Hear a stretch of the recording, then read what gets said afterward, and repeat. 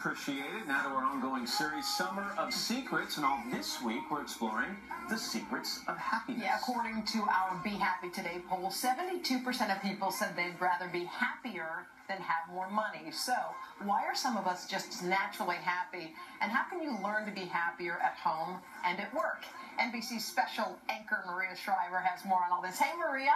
Hey, you guys. Nice to see you. Happy to see you. The question a lot of people have is happiness born or bred? Can you genuinely be a happy person? Is this something you can learn? Well, back in 2012, the U.S. ranked 23rd in the United Nations World Happiness Report.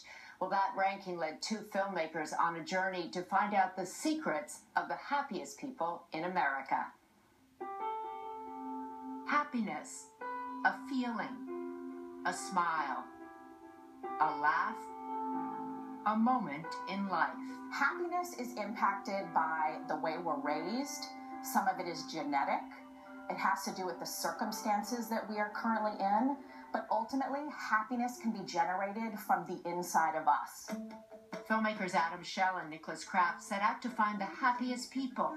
They created a Kickstarter campaign asking for referrals for their film, Pursuing Happiness. They traveled across the country and interviewed more than 400 people.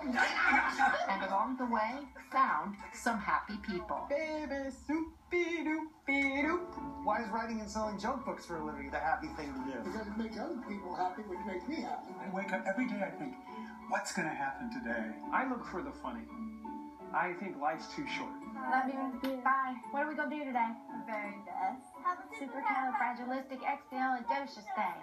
And many of the happiest people they film say they actually choose to be happy. You also say that it's people who make a conscious decision to choose happiness. I immediately think of Gloria, who at 28, was on track to be a partner at her law firm, and at 28, she was diagnosed with stage 4 colon cancer. So I have blood clots? She said this beautiful thing. She goes, to get excited about the future is almost disrespectful to the day. The only thing we're in control of is how we live and the choices that we make and the choice to be happy and to be positive and the choice to be grateful.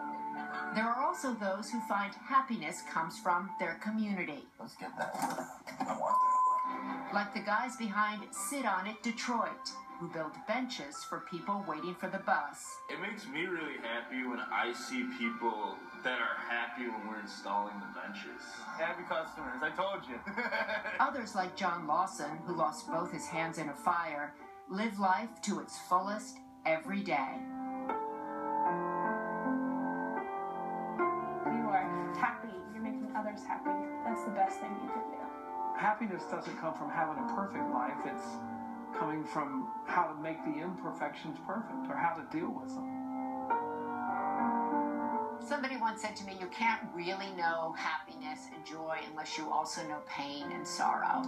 I have to say that you can't be a human without having both ends of the spectrum. What happens when something bad does happen? How do we get from that place to a place of happiness? Finding your way back to a place of happiness in the midst of that is really the most incredible thing.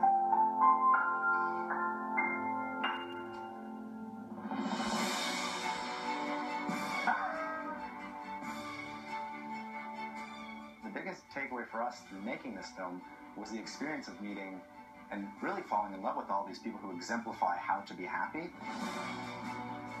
That serves as a great reminder and hopefully inspiration for real change. The thing that was so inspiring to me was that all of these people actually get up every morning and say, I want to choose that. And there is actually a science behind that you can actually see your brain change when you choose happiness. So when that alarm went off at 2:30 this morning, I chose happiness. I said, I'm going to go talk to some really happy people. I'm so happy to get up and come here this morning. But you know what, Maria, not to get too personal, but what you said to those filmmakers on camera, you and I have talked about how a lot of people believe that you can't really understand happiness and joy unless you've experienced some pain and sorrow in your life. You're a And little they like talk- that too, by the way. Absolutely, yeah. Well, I think that was really exciting because many people, when they go through hard times, when somebody dies, when they get divorced, when they move, they get fired, they think, I'll never be happy again. And the research shows that's not the case, that people actually come out better versions of their former selves and they experience joy again. So there's a lot to be excited about, a lot to be optimistic about. Maria, that was terrific. That was really great. So you know what? I do 5 things every day to be happy. You're supposed to write down 3 things you're grateful for. You're supposed to write something great that happened in the last 24 hours, a little exercise, a little meditation, and then you're supposed to do 1 random act of kindness. Somebody said if you do all 5 of those things every day, it works. How can you not be happy? I'm pretty happy. Maria, thank you. Maria, we love you. You are happy, Hoda. Matt, you're happy too. And she makes people happy, which is really nice. Good to see you, Maria. All right, and coming up tomorrow, the secret to finding true happiness at work. We'll figure that out. Carson? Guys, you want happiness?